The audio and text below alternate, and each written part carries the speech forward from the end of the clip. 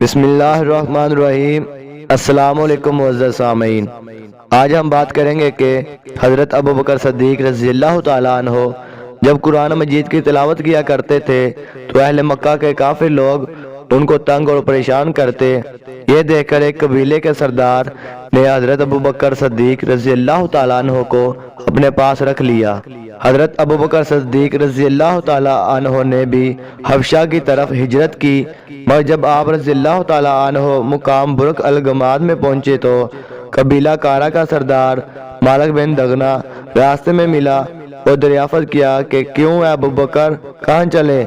آپ رضی اللہ تعالیٰ عنہ نے اہل مکہ کے مظالم کا تذکرہ فرماتے ہوئے کہا کہ اب میں اپنے وطن مکہ کو چھوڑ کر خدا کی لمبی چوڑی زمین میں پھرتا رہوں گا اور خدا کی عبادت کرتا رہوں گا۔ ابن دغنا نے کہا کہ ابوبکر، آپ جیسا آدمی نہ شہر سے نکل سکتا ہے نہ نکالا جا سکتا ہے۔ آپ دوسروں کا بارہ اٹھاتے ہیں، مہمانوں کی مہمان نوازی کرتے ہیں، خود کما کر مفلسوں اور محتاجوں کی مالی امداد کرتے ہیں، حق کے کاموں میں سب کی امداد کرتے ہیں۔ آپ میرے ساتھ مکہ واپس چلیے، میں آپ کو اپنی پناہ میں لیتا ہوں۔ ابن دغنا آپ رضی اللہ تعالیٰ عنہ کو زبردستی مکہ واپس لایا اور تمام کفار مکہ سے کہہ دیا کہ میں نے ابوبکر رضی اللہ تعالیٰ عنہ کو اپنی پناہ میں لے لیا ہے، لہذا خبردار کوئی ان کو نہ ستائے۔ کفار مکہ نے کہا کہ ہم ان کو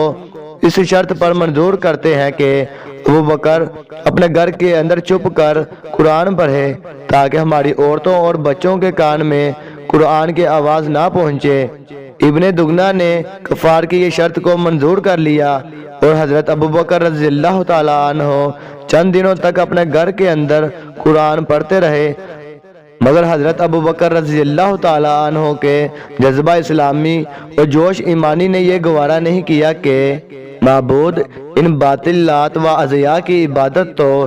علی الاعلان ہو اور معبود برحق اللہ تعالیٰ کی عبادت گھر کے اندر چھپ کر کی جائے۔ چنانچہ آپ رضی اللہ تعالیٰ عنہ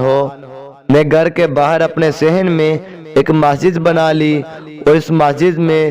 علی الاعلان نمازوں میں بلند آواز سے قرآن پڑھنے لگے اور کفار مکہ کی عورتیں اور بچے بھیڑ لگا کر قرآن سننے لگے۔ یہ منظر دیکھ کر کفار مکہ نے ابن دغنا کو مکہ بلایا اور شکایت کی کہ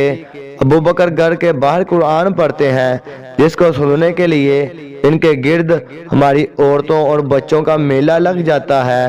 اس سے ہم کو بہت تکلیف ہوتی ہے، لہذا تم ان سے کہہ دو کہ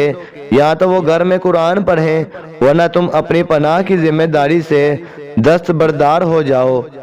چنانچہ ابن دغنا نے حضرت ابوبکر صدیق رضی اللہ تعالیٰ عنہ سے کہا کہ اے ابوبکر رضی اللہ تعالیٰ عنہ، آپ گھر کے اندر قرآن چھپ کر پڑھیے ورنہ میں اپنی پناہ سے کنارہ کش ہو جاؤں گا۔